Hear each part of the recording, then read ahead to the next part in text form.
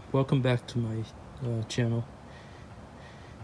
So today I have a continual project which I've been trying to figure out how to pressurize my pool, to find out where the leaks are, or possible leaks in the pipe. You see a lot of channel on YouTube and all that show you how to make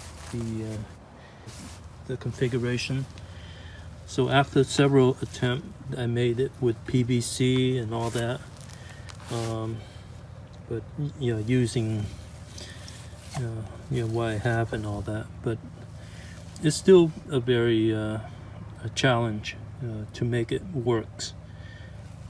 So you can see here I make one that like this, and so but again I have difficulty, but anyhow, so what I found was a very simple solution is to back pressurize through the filter drain. Okay, it has a boiler drain here with a I guess the regular hose thread, right? Here you go. So what I use here, this is a washing machine supplies hose, and that has a female on each end, so that will go onto this thread perfectly, which is very helpful. So it fit very nice and snug. Okay, so with a gasket in there. On the other end, I go right into my garden hose, and that fit perfectly also.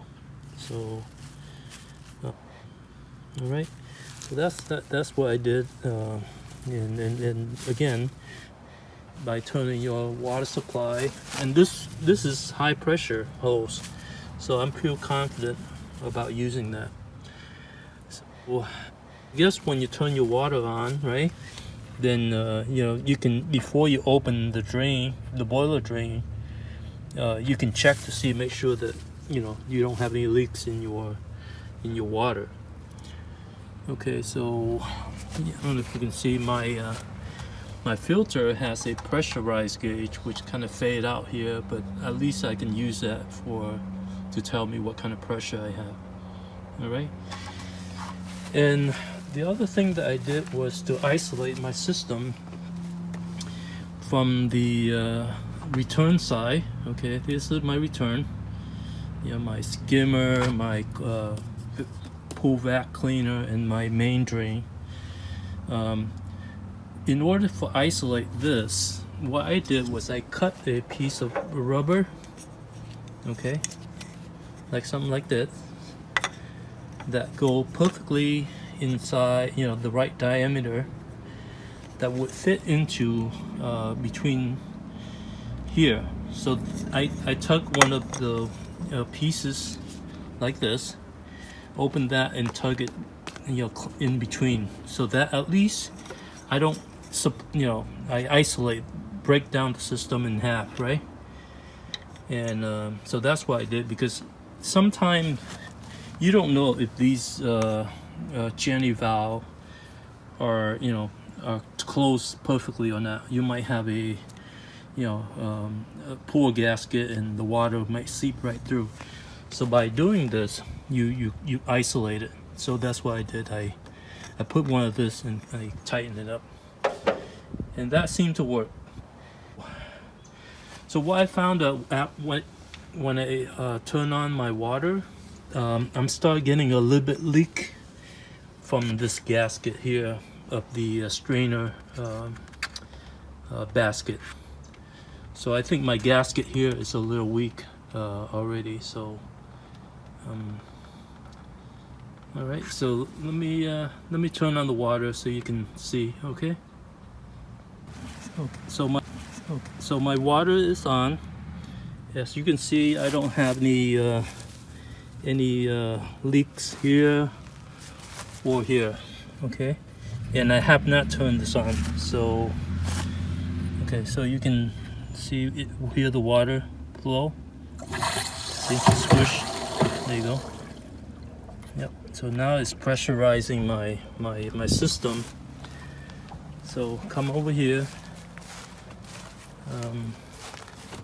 Yeah, you can see right away it start dripping. Yep, right there.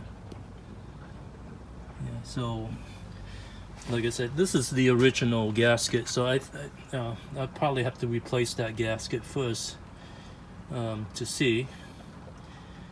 But at least, you know. And the other thing is I cap off all the return pipe inside the pool using this plug here. Okay, I bought a few of these. My pipe size is inside the pool is 1.5 inch. So I bought a couple of these plug and I tightened up, you know, inside the pool. So at least I cap off you know, the return. So that's how I pressurize the system. And all right, so you can see there it's dripping quite a bit. So I have to resolve that issue, I guess, because yeah, my water pressure at test is about 30 psi. So yeah, I think it should be able to handle that much on this side. But anyhow, that's how you're able to pressurize the system. Okay. Again, yeah, the simplest one I found was this washer hose here, and then hopefully your system has a boiler drain and you can connect up to it, and then with a garden hose. Okay, that's the one simplest way. All right, or what? All right, so I think I'm pretty lucky. So I turned on one of the 3 return line, and I let the water run, and it doesn't never build up pressure. And so I guess eventually, if it overfill on the ground, it's saturated, and it oozes out on this side.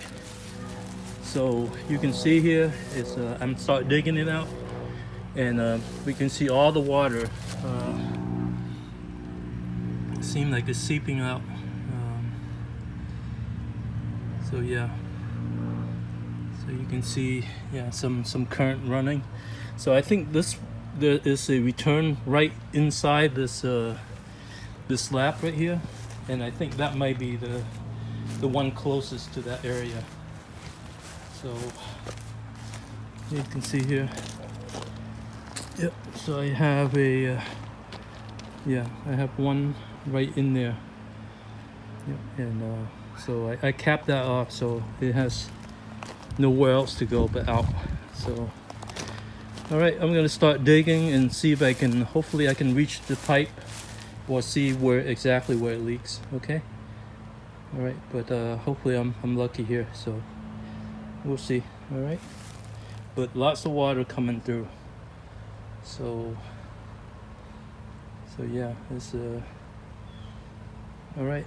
Yeah, once I get to it, I might open a little bit more water to see, you know, to pinpoint exactly where but my thinking is probably one of the joint glue is not good enough, and that's why it failed on me. Again, I mentioned this before to the builder. Yeah, I think the glue, you know, the weak point of those glue, or you know, the joint area, and depending on how they run, you know, the line, you know, 9-degree or what, that could possibly cause a failure down the line. Okay, all right, something to watch out, guys. Here's the elbow.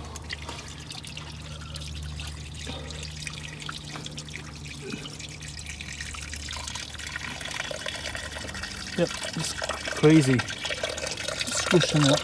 Oh, you can see that.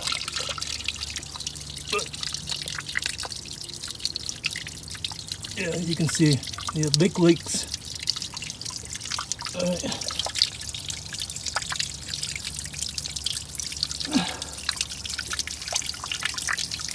Yeah, I'm not sure if the elbow was a joint into the wall. Okay, but anyway, it's there. All right, yeah. So, all right, good thing I found it. Okay, thank you for watching and good luck with yours. Okay, have a good day. Bye bye.